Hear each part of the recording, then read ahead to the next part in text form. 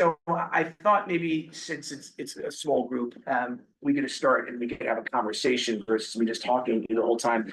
Maybe make it a little bit interactive. So and now we'll sort of go through this exercise, and then I have another one, and then we can adjourn. So I guess what I would ask for you all is there is a difference, obviously, between branding and marketing. So maybe we could start with a conversation on what do you all think branding is when it comes to, I mean, all companies, but specifically the importance of a startup where you're trying to sort of formulate the, who, what, where, when, why, right? So anyone, what do you think branding is? And then we'll get to marketing. What's an example of branding? What's, some of the things you have when you talk about a brand or a company's brand? Your values, your culture. There's values, and culture. Logo, so that's the specific visual identity, right? So the logo, visual identity, right? So what often goes with the visual identity? When you're looking at a company's website, when you're looking at a company's building, when you're looking at their marketing brochures. Like colors. The colors, thank you. What else? Design. What's that? Design. Design, yep. How about the written words, like font, right? Fonts. We spend a lot of time talking about fonts on the branding team. Right? Tone, yep, absolutely. So what is your brand trying to convey, right? Obviously, consumer brands very different than business to business brands, right? Consumer brands often there can be levity, there can be it's sort of a friendly tone. There can be all different types of tones because you're trying to entice consumers into buying a product.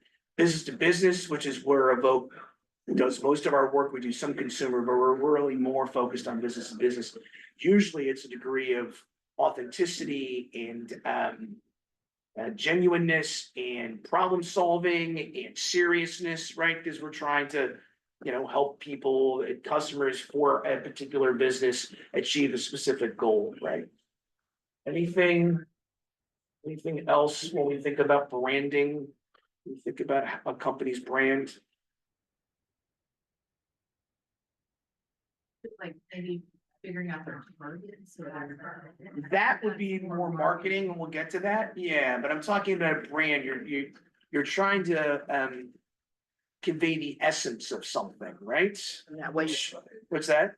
I was thinking when I said values and culture, what you stand for. Correct. Very good. Yes. What you stand for, right? In fact, I will put that here.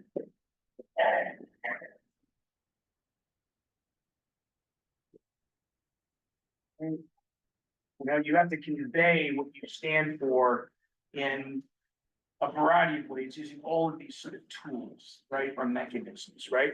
And you'd be surprised, right? If you really think about certain, brands, whether it's Nike, whether it's Apple, whether it's other brands, how familiar their logos and their taglines. It's another thing we didn't put in here, right? The tagline, right? You can spend 100 hours, hundreds of hours, and a lot of money working with an agency to try to figure out what a tagline is. It's complicated because the tagline has to capture the essence, right, of what the company is, what it is and what it isn't. It's very hard, right? In 5 or 6 words, right? Very challenging. So then why don't we talk about marketing? So what do we think? What is marketing? What are the different aspects of marketing? Storytelling. Storytelling, absolutely. I would say, in fact, that's most important. And then there's different ways to tell that story. So what are some of the ways that marketers use to tell that story? Social media. Right, so let's start with advertising, right? Typically, right? But not all different kinds of advertising. Yes. So advertising, and underneath that, you would say advertising on social media, right?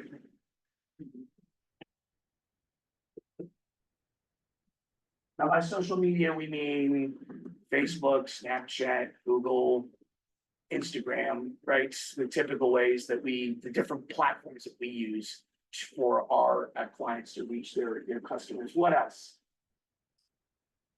What other forms of marketing? Yeah, so what's it? Yeah, so that, yeah, TV, yep.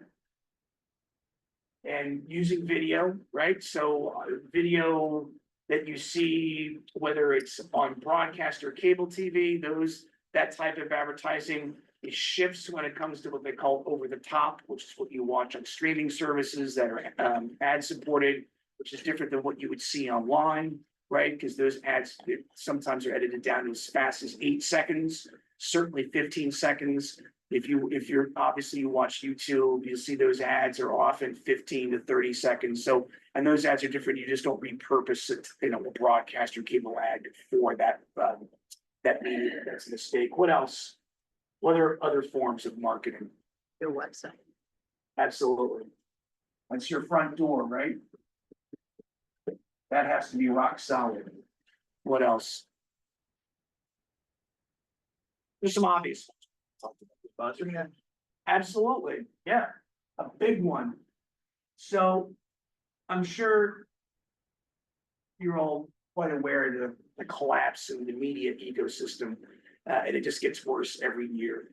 We also, I work on a team of, media relations practitioners, and it's becoming increasingly more and more difficult because of the layoffs, because of the mergers, because of the downsizing. So, one of the things that has kept some of these news organizations alive, particularly the ones that are more B2B, right? So you may have heard of Politico, you may have heard of Axios. These are publications that carry a lot of weight inside the Beltway, but have spread out their influence to other places. They thrive and survive and grow because of event sponsorships. So now, publications, they've Fortune, Forbes, the Wall Street Journal, they've always had events, right? To help buttress the bottom line.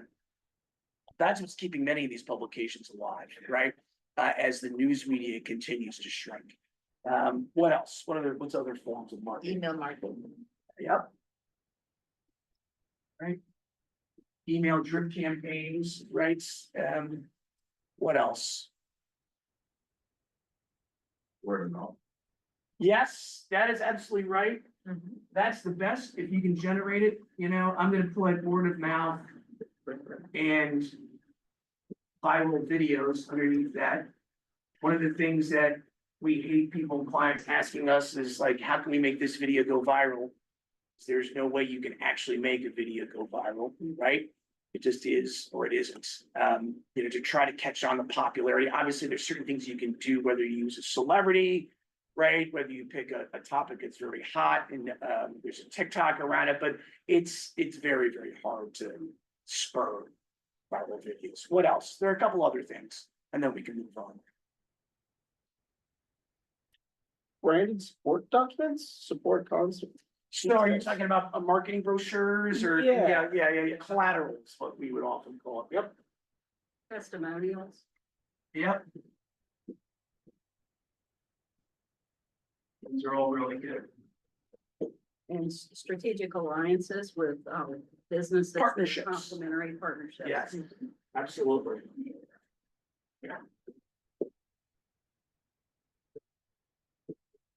Yeah, these are all forms of marketing, which is just, marketing is just another word for communicating, right? But it's traditionally through paid, right? That's what people think when they think of marketing, right? So word of mouth and a viral video would be unpaid, hard to manufacture and get going, but all these other things, right? It takes resources to create all this, right? It's expensive, right? I can tell you that we work with, domestic US companies, and we work with foreign media clients, and that people overseas, whether it's Germany or Finland or France, are always astonished at the fees associated here to do business in the United States. I'm like, well, we've got the #1 economy in the world, so I'm sorry, and 320 million people. So even if you're a B2B company, it's still expensive, right? I mean, that's just the fact of the matter. Although things have shifted. I mean, we work with clients, if we just focus on social media, we can work with clients and do a good job for their goals for B2B companies with budgets of $50,000 to $100,000. But if you say that to certain people or companies overseas, they see that as a really large expenditure. Here in the US, my experience has been maybe not that large of an expenditure, right? But when you think about the millions of dollars some companies spend and what they spend, but we're really thinking about tech companies, entrepreneurs, right? So going through this practice with them. And then over here, sponsorships, email marketing, obviously creating collateral using testimonials, the partnerships are all very, very important. Any other forms of marketing? One's obvious is out of home, right? OOH, right? So what you see, billboards, buses, right? Mhm. Terminals, bus terminals, train terminals, air, all that, that's another form of marketing where you're sort of in an environment where you can't get out, you're trapped. And advertisers, they like that. Sports games, right? So for your sports venues, so. All right. So that's sort of the idea of branding and marketing, right? Branding is your identity, what you stand for, right? Your values, the culture of the organization, colors, design, fonts, tone, tagline, right? I mean, that's it at its most basic. And marketing over here, right? It's the storytelling, right? You have to tell a story, right? And it has to be interesting, right? One of the things that we have found, working with technology companies and startups is that often, since they're born out of engineers are great at building things, at creating things, at improving things, coming up with new ideas, new markets, improving on certain markets, but maybe not so great, if I may say so, as a generality at branding and marketing and communicating the value of their product or what they're trying to achieve beyond just how better it is than what's in the marketplace, right? Because that's not their strong suit, right? So they get caught up in speeds and, determining factors that are what's better. And what they forget is what people want to know is how is it going to improve my life, right? So we would call the benefit to the end user is often, when this is true in biotech companies I've worked with, this is true in other types of engineering inspired tech startups and entrepreneurs that I've worked with, this is always a challenge for them. So one of the rubrics we use, and I thought I would go over this with you all, and maybe you could take it with you, as you leave here, something I find that actually works very, very well with clients and it has them focus and has them try to get them to be honest is a rubric that we call time, money, and lives. And then maybe what we'll do is we can, as an exercise, try to come up with startup ideas or companies you've been thinking about or startups you've heard about and try to see how they filter through these three different ideas. So the idea is this, is that if you're different than talking to investors, right? Because investors want to know, if I invest in you, how's your company better than what's out there? How's it going to disrupt a certain business category, right? What is original about your idea? What's the management like? So who are you as an entrepreneur? Who are you as a CEO? Have you done this before, right? Very specific questions about why they should invest in your company, right? But if I'm communicating the benefit of the company, a lot of what investors want to talk about isn't of interest, right? They want to know when they're going to get their investment back, right? It's financial. It's a financial decision, right? But if I'm trying to communicate the value of a company, a new company, or an entrepreneur's vision, right? Then this is one way to think about it, right? So the way to think about it is it going to save me time, right? So if I'm going to buy your product or download your app or hire you to provide a service, right? Is it going to save me time, right? So you could look at Uber as an example, right? So I used to actually call up taxi companies to pick me up at a specific time at my home, and they usually would show up on time, right? But you could not just get, if you weren't in an area, I lived in New York and I lived in Washington, DC, and you could hail cabs, but otherwise you were no longer, right? So Uber came along and realized, obviously, hey, we can save people time. If you use this app and you hit it and someone picks you up in 2 or 3 minutes, or 5 to 10 minutes, depending on where you live, you know, that's saving people time, right? So this obviously it's a B2C example, but so it's saving time. So will it save me time? Will it make me money or save me money, right? Is another way to look at it, right? So if I'm gonna buy your product or engage with your service, what's it gonna do for me financially, right? Yeah, am I gonna have more money than I had before I started? Or is it gonna save me money that I would have spent, but now I'm gonna spend less, right? And the other part is lives, right? Is it gonna make my life better, right? So is it gonna, and time, money obviously impacts this, but their lives, it can be other things too, right? Is it gonna make me happy? Is it gonna make me feel good? Is it going to solve a problem for me that I haven't been able to solve before, right? So this combination of rubric is something we use, particularly with our technology clients, particularly software-based clients, where again, it's all about the benefits of the software, right? And how it's better than their competitors. It's like, yeah, but if we're gonna call a reporter, or if we're gonna create a campaign, right? A marketing campaign, you know, that's gonna get lost. People's eyes glaze over if you give them a 90-second explanation about why your tech is better than the available tech, right? That has to impact people's time, money, and lives, right? So if we think about that, do you want to like come up with let's discuss, you know, any company, either startup or company exists, and see if we can think of how it improves people on either of these three things. Anyone?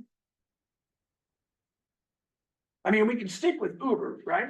I mean, because if you're gonna convince people to, you know, engage, right?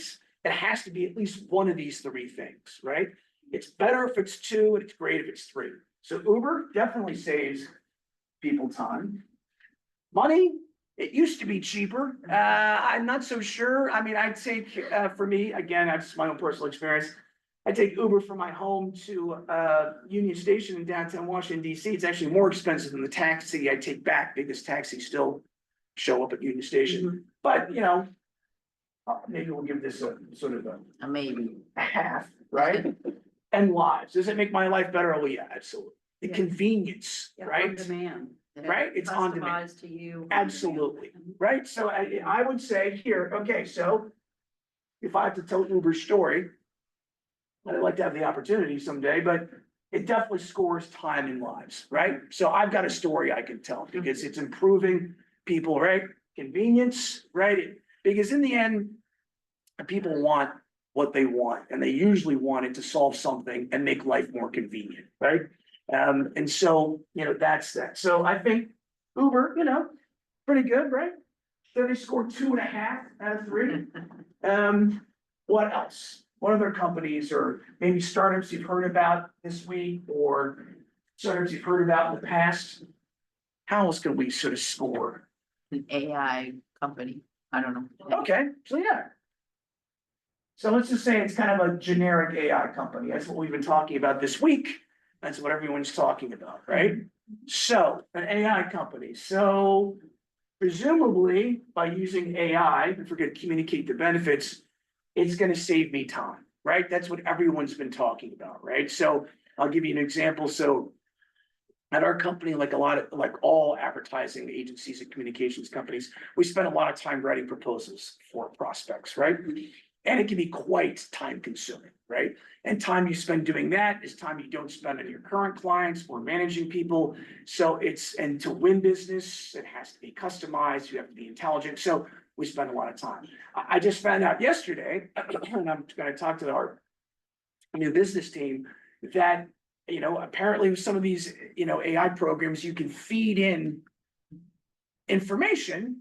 They'll digest your information, and then they'll sort of respond in your voice if you ask them to do a specific task. So I want to figure out if we can feed in past proposals, and then it would spit out like a base proposal that then we would customize for people, which would save us a lot of time, right? And we already do that to a certain degree, but that would be very, very helpful. So that would save us on time, right? So I mean, that's, right, that's what I would wanna know. Is it gonna save me time? Because if it saves me time, then that's a huge benefit, right?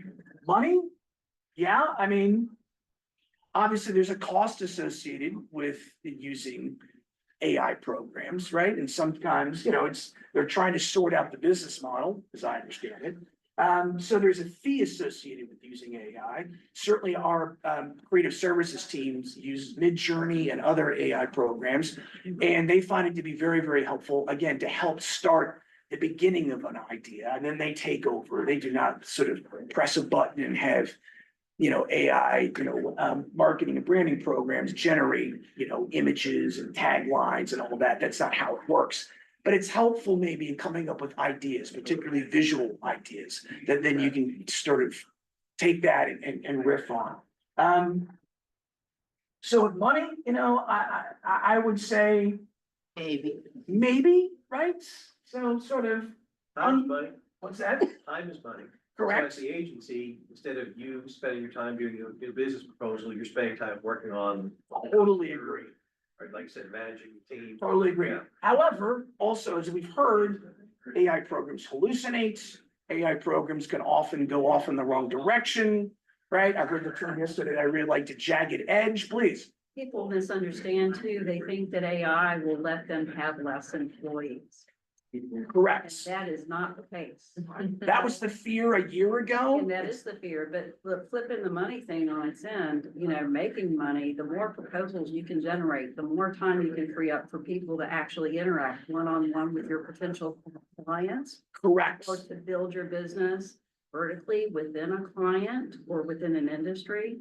And then, if you can accelerate your proposal process and have the brain power spent on making it perfect for your potential client, then it's helping you make money in Yes. addition to saving. Yes. Maybe not saving some money, but the people factor will never be replaced. And a lot of folks don't understand what AI is right now, and the large language models that it's trained on are only as good as the information you put into it and the prompts that you design, that you feed it too. So, it's an interesting thing. Reminds me of when the internet was going to take over in retail in 2000. You remember that? Yes. Yeah. Absolutely. But change is a fact, and innovation is an important part of growing and changing. Yeah. No, I couldn't agree with you So more. great. I love your framework for how to think through Well, thank you. value to the customer and what messaging would resonate with the customer. Well, thank you. Yeah, I mean, we don't use this all the time. It's my personal favorite. Different people, the agency, try different things, but this I find, because I'll tell clients, like, you want us to tell your story, right? So a specific initiative, a new product, right? An acquisition they're making. And I'll come back to them and say, well, you need to tell me time, money, lives, like, how is this gonna benefit to the end user? Because if you can't come up with it, if we can't come up with it together, then your expectations of getting press coverage of it or of people, end users actually being influenced to actually purchase the product or service are gonna be diminished. You still do it. We're not Bain Consulting. We're not McKinsey. We're not going underneath the hood and telling you how to run your business. That's not really what we do, although we can give you our point of view on that too. We're here as communicators to tell you what's going to be the level of interest on the other side. You do Y, you want X. Well, you might have to rethink X if we can't hit at least one, preferably two of these ideas. So the last one we haven't done, but Correct. I'm here thinking that if you are in the marketing business and you're doing AI, wouldn't the AI help you define the personas or the journey or something of your Well, product? remember, I think we're talking about, an AI company, Yeah, right? So a yeah. startup AI company. So, Sure. yeah, so, not, as opposed to say using AI to, Yeah. increase the performance of your own company. So if we're promoting a new AI company, for lives, I find this to be more complicated. Yes. I think we all do. I think that's what we're all wrestling with and have been for the past 18 months, right? How do you communicate the benefit when there's the fear, is it gonna take my job, right? Right, well, you need to analyze fear, uncertainty, and doubt. And Right. how you would address that as well, as Mhm. the positives, which are in your, kind of the pleasure positives, I like that. yeah. Uncertainty and doubt. I mean, Yeah. that's like from, you know. Fastest way to sell somebody on something is to trigger their fear of missing out or their, FOMO, you know, yep, FOMO Yep. or, you know. Trigger, that your solution will alleviate their fears, yes, will minimize the impact of uncertainty, help them navigate with confidence. And then, tap into what their doubts are as well, so. couldn't agree more. Absolutely. So yeah, with lives, I would put a question mark there. So if I was working with an AI startup company that had a new product or service, right, for a specific industry or across industries, you know, I would take them through this. We'd have other exercises too, obviously, but it's most simplistic. We would start here. And I would say, okay, I understand the time factor, right? I think everyone's pretty much accepting of that, right? And I just used it yesterday, by the way, for a proposal where I was coming up with ideas. It was for a video game company, and I was thinking, okay, I had this idea, and I was like, what about politicians playing video games? So I asked ChatGPT, I paid for it. I asked, what politicians play video games? And it came up with Alexandria Ocasio-Cortez, AOC, and John Tester. Both play video games. Okay, well, I didn't know that. I don't follow either of them that closely. So one idea I had is a panel where both of them appear, strange bedfellows, right? You couldn't be more different than those two politicians. And actually have them talk about why they play video games and then actually have them play a video game on stage. I don't know if that'll make it into the proposal for the client, but go for that. But that's an example of using AI. That's not what they gave me. They gave me something close to that. And then of course I took it and, you know, I changed it and massaged it, but you know, that saved me some time, right? Absolutely. But if I was counseling this AI company, I'm like, well, the money part, you know, this is unclear, right? The costs versus the benefits still, that's gonna take some figuring out, right? And the lives part, we're really gonna have to nail this, right? Because there's still a lot of fear and uncertainty in the marketplace about, you know, look, are we, you know, looking towards, I was talking to somebody yesterday at the conference, you know, we're looking at Skynet, which is like the, you know, operation in the Terminator films, right? Where the machines take over the world. And people are still afraid of that. I'm personally not afraid of Skynet or the machines taking over the world. It's not a fear of mine, but it is of some people. And if it is of some people, you can't just dismiss it as, oh, well, that's crazy, or that would never happen. That has to be factored in. There are people that are afraid that this could happen. And why are they afraid of it? Right? And do we want to address that? Or maybe we don't want to get into it at all, because then we're actually signaling to people, hey, here's something you hadn't thought of, a negative outcome or consequence to this technology. Like, we might want to go around that, or we might address. So these are the things, you know, that is sort of the knock-on effects of trying to figure out a marketing campaign for a company. So what else? This is fun. What else? What other kind of company can we think of that we can run this through, right? And let's try to see if we can, you know, make it a technology or an entrepreneurship. It can be an idea you have right now. I mean, it doesn't have to be an existing company. Air taxis. Air taxis. Well, I mean, I'm a big Blade Runner fan, so, but this has been around forever, right? And we keep on seeming, I don't personally understand why people are obsessed with air taxis, but I understand, it's besides the fact that it's cool. But let's think about it. So time, I mean, that's obvious, right? Any of us who's been stuck in traffic, I'm trying to get used to the traffic on 81. It's pretty brutal with all the trucks. And again, I've lived in New York and traffic there is pretty bad. Trying to get around, that's why I take the subway and I take taxis. So time's pretty obvious. That time's pretty obvious, right? It will get you where you want to go faster, right? Yeah. Money, It may be an expensive service. correct. So how are we gonna address that, right? We're gonna have to come up with some sort of, maybe time is money, right? So maybe the time you save here will it somehow pay off, particularly if we're gonna talk about mostly business people using it, if we're talking about more than likely, I guess, cities using it, right? I'm not so sure you need an air taxi out here, maybe. But certainly more, congested areas, in densely populated areas. It also seems to strike me as being far more dangerous. But anyway, so there's that. Money is a complete question mark, and it's gonna have to be addressed, right? You're gonna have to be able to explain to people. I'm gonna guess it's gonna cost more than a regular taxi or an Uber. Maybe it won't though. Maybe that's part of the tech. Maybe they figure this out so that they can do 20 trips in an hour versus 3 for an Uber. So their business model actually figures out so you'd be paying almost the same or a little bit more. And most people are willing to pay a premium for something that if they get to be first adopters or they get to be new at it, right? Or if it brings status or conveys importance, right? So maybe they would be, okay, actually, I don't care if it costs 150% more. If it saves me this much time and I get to arrive at a heliport on a building in downtown using an air taxi and I get to take the elevator right down to my meeting. And I said, yeah, I just got off the air taxi, right? And mic drop, right? So maybe it's a premium play. Actually, maybe, you're willing to pay more, right? It's like the glamour, the status associated with net jets and private jets, right? This idea of selling, you see the ads of selling people fractional shares and private jets, and the people look very, very happy in their private jets, sipping their champagne, et cetera, et cetera. So maybe paying more is actually good, right? Because it's status. And it depends on your target market, right? Yeah.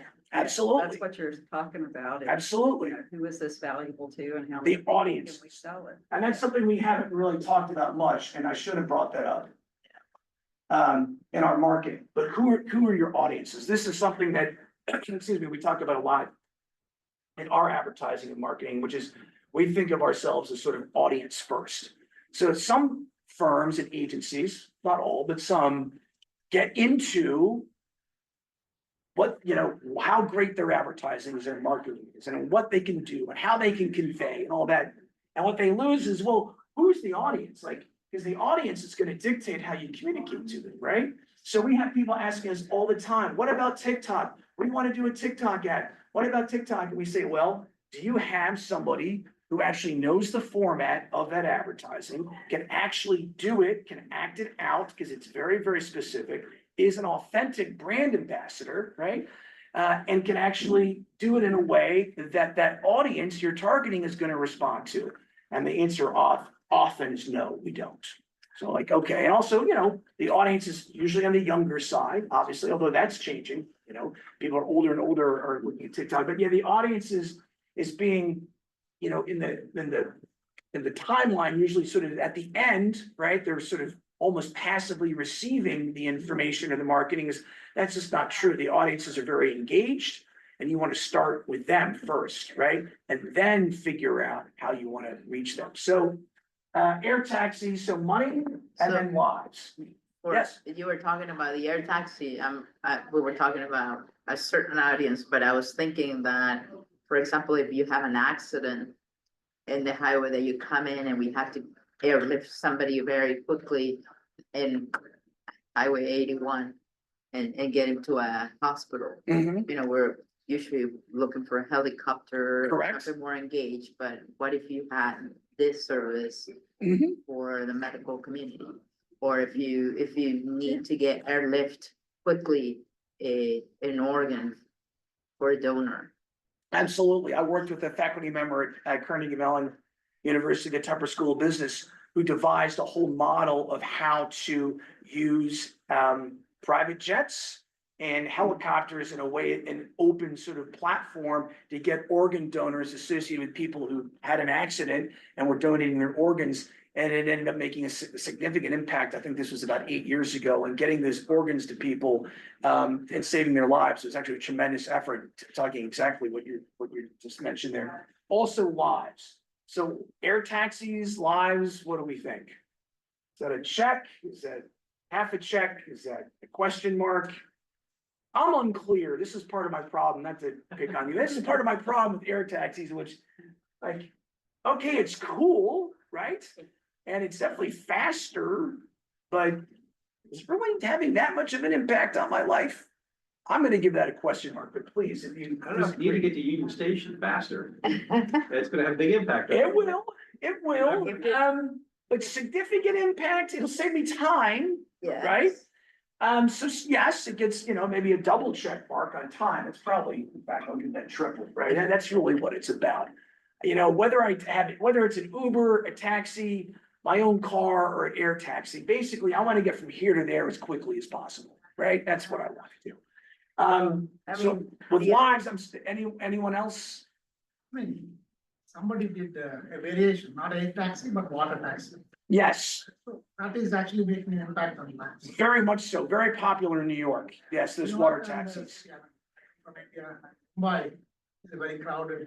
very, Town, and they run a service suburbs to the downtown. right. So people working in the mornings, in the evenings coming back, it's making a big impact. And that is more environment friendly as well. You don't burn that much fuel like it. Right. I couldn't agree with you more. The only difference I would contend with air taxis is that water taxis have essentially been around and you're still on the surface, right? So it's faster, and it's also far more pleasant, but it's still sort of a version of ground transportation. Here, we're really talking about something that they keep trying, but they haven't had the breakthrough yet. I mean, right now in New York, there's Blade, right, which is kind of like a precursor to what people want with EV full air taxis. And there's kind of an emotional appeal, I would say, where, like, yeah, you can get from Manhattan to the airport in 5 minutes, your time is like certainly the biggest benefit. But also, there's like that emotional aspect of like flying over the city and, having like a nice view, and so. Yes. When I would say like, maybe it would impact your life and, is just like, kind of an emotional moment. Yes, an emotional appeal, right? So there's a benefit to, we were talking earlier about how you feel. It actually will make me feel better because I'll have this experience, right? That is far better than the typical experience of commuting, right? Or transportation, right? It's revelatory in some way, right? Absolutely. Is it regulated, the airspace? I have no idea. Because that might so. make it, Yes. that might make it, well, I mean, Yeah. I'm thinking I it mean- might make it very expensive if you need to have. I mean, this is also, as I understand it, the problem with, Amazon using drones, right? Again, you all know that because I think I was hearing yesterday, some of that was done here. They did in Christiansburg. yeah. Correct. So, I mean, the FAA is still, as I understand it, is not released guidance. It's I can understand, the FAA must think this is their nightmare come true, right? It's a Dro- security issue as well. Of course. Yeah, Yeah, safety and security. yeah. What else? What other idea can we come up with to try to run through time, money, lives as we think about our audiences?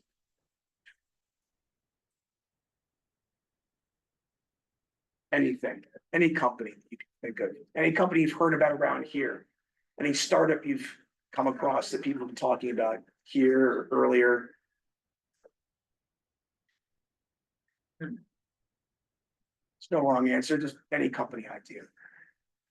I saw the team yesterday that built the competition car, like I don't know, it was the engineering school. That they had like, it looked like a Formula One, but it's like. Yeah, it's their race car. They Their have race an car. electric one and an internal combustion engine one, Yes, yes. yes, so if we were to have a company that creates that, or. Okay, so you mean like, let's say, electric vehicle companies, there's a dozen of them, right? So an EV startup, right? Many of whom have, because the capital required is so enormous in manufacturing, and battery production and, union labor or labor overall. But they're abundant, some of them have failed, some of them have been merged, but let's think about it. So for an EV startup, do we think we score on time here?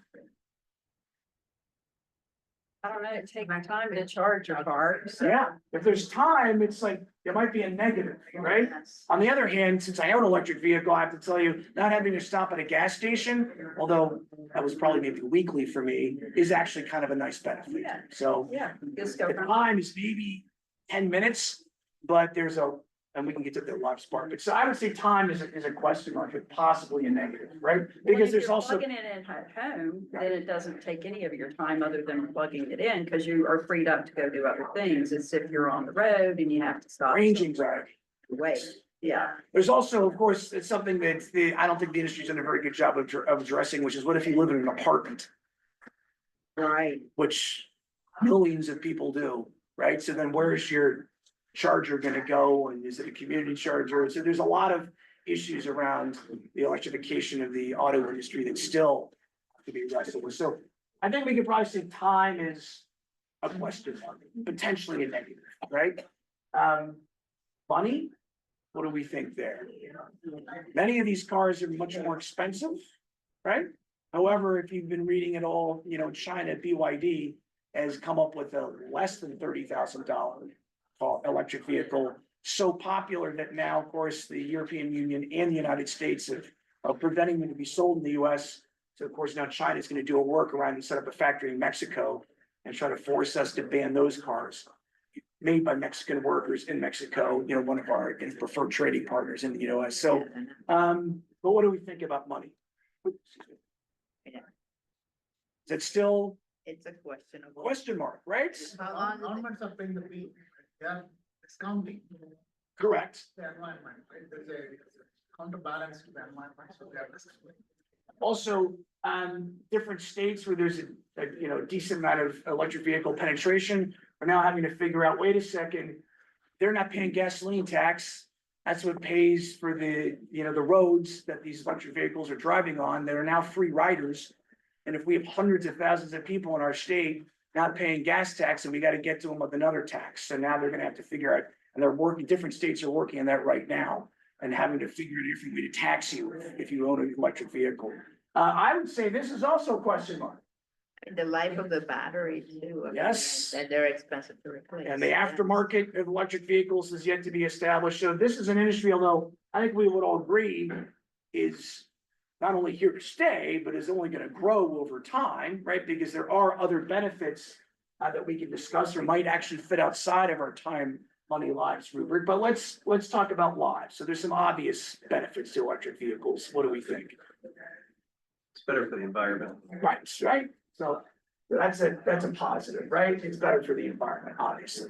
But I've worked with a variety of clients, and there is I would say a relatively small segment of consumers that respond to that. But the vast amount of consumers want convenience and they want it cheaper, right? So but what else is a positive or negative for lives? For electric vehicles? I mean, that you have to plan a trip, Correct, range anxiety. Right. ranging. That would work. So that's a negative. I would also say the electric vehicle, the electric vehicle industry, in my humble opinion, has done a very poor job of communicating that it's essentially a maintenance-free car, right? Which is one reason why the auto dealerships hate it, because as you all know, they make the money off the servicing, not so much the actual sale of the car, right? So these are cars that require zero maintenance, right? So I'm gonna put that in here as one, actually. We've had some negatives, but also it's a maintenance-free car, which also saves you time. What else when it comes to lives? The money category is interesting to me because if I'm looking at an electric vehicle versus another vehicle. If it's a little bit more expensive, 10 or 20 grand more expensive than what I would buy anyway, which was already gonna be an expensive vehicle, I Mhm. might say, well, it's worth spending a little extra money because the electric vehicle is cool. Right, And I wanna do that. right. So, it's like, depends on your target audience, as you were saying earlier. How people would fall in those categories would tip the scale.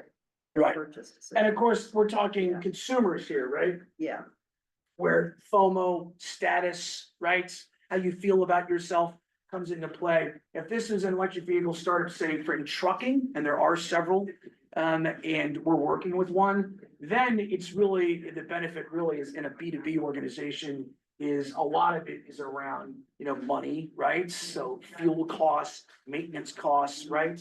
And then if it's autonomous electric, right, then we're talking about, lives and time there too. But yeah, the lives part with electric vehicles is complicated, right?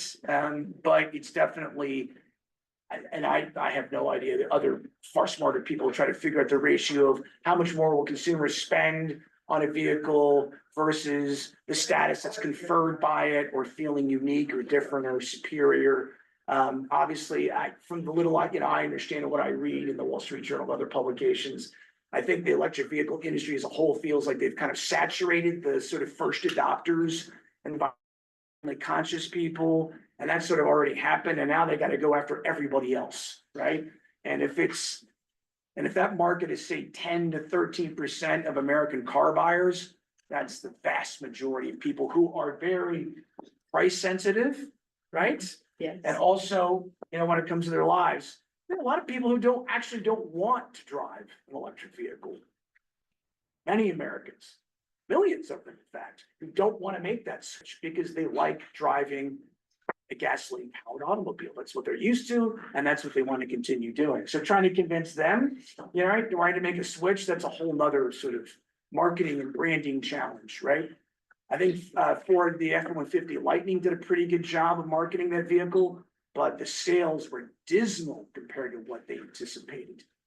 So, Are they seeing an increase in sale on hybrid though? yes, because So that's how they're getting that's the around. Bridge from. Yes, the range you know, gas anxiety, to full. absolutely. Yeah, 'cause Right. I have a hybrid and that was one of the reasons I bought a Of hybrid. course, Because Yeah. I'm like live in this part of Virginia and I don't want to have to worry about where I'm gonna charge the thing. correct, And if I go on a business trip or. right. Yeah. Until the battery, until it gets into 500, 600 miles, right? As opposed to, say, 280 to 320, which it is now. We still need to figure out the environment, recycling of the batteries is still not.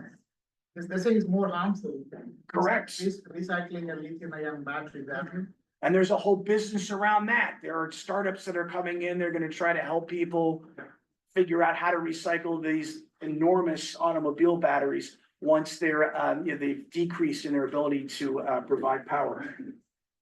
Anything else? And then we can stop when you one last company, or any thoughts or ideas? I mean, I can share a little bit of my experience with I was thinking of, I replaced my car not too long ago. And I went to the dealership, and they do the service of my car all the time. So Mhm. they knew when I said, okay, I want to replace, I want a hybrid vehicle, or so they told me right away, I said, listen, the way that you drive, this is not gonna be healthy for you. And then you're gonna invest all this money up front, and you're Mhm. not gonna get the benefit. Mm-hmm, And they gave me the numbers of the cost. mm-hmm, I just bought a gasoline car, a fuel efficient car. Because in any case, the model that I wanted, the size, Mhm. it doesn't exist on hybrid. well, And the one over is way outside my budget. So it was, even though I think it's gonna be better for the environment and all that, I didn't qualify for the money benefits. anyone else? Or should we wrap it up, Dora? I think we're getting close to the end here. Well, that's it. Thank you, everyone. I hope you found it Thank you. interesting. I think it's an approach, the way to think about bringing more. So we actually have our lunch and learn up next, and we have a panel of entrepreneurs, so you guys are welcome to stay. If you are staying, can you guys let me know so I can check you in for that session? And, we already have food that is being set up over here at Noodles and Company, so feel free to stay for our lunch and learn, and just check in with me. Thank you so much. Yes. Yeah, I took some pictures while you were talking. Thank you. Okay, so how do we? Now I, Cheers. You remember Mary? You met Mary. Mary, you remember Ken? You've been It's so great. I'm so glad.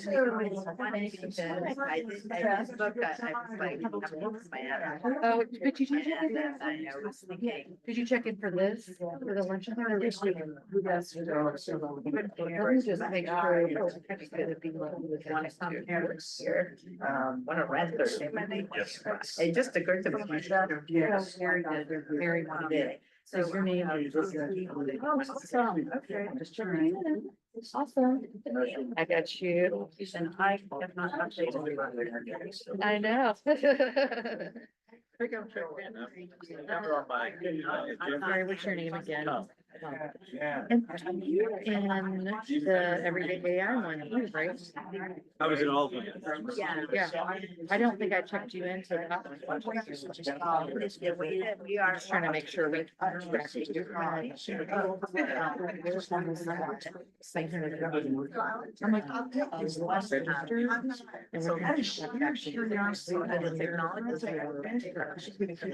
of yeah, we're trying to track everybody who comes through, so we're trying to make sure we got our good numbers right this time. Yeah. We're like, we need to make sure that we know who's here on different things, so. Yeah. No, they were all great. We learned a lot from everyone. We got a number of. I appreciate you coming. I'm with license and the next door to us. You know, we brought in, I feel like we brought in some good speakers. Yeah, I think they are. They're really good speakers. Yeah, I gotta go home after this, drive back up to Arlington.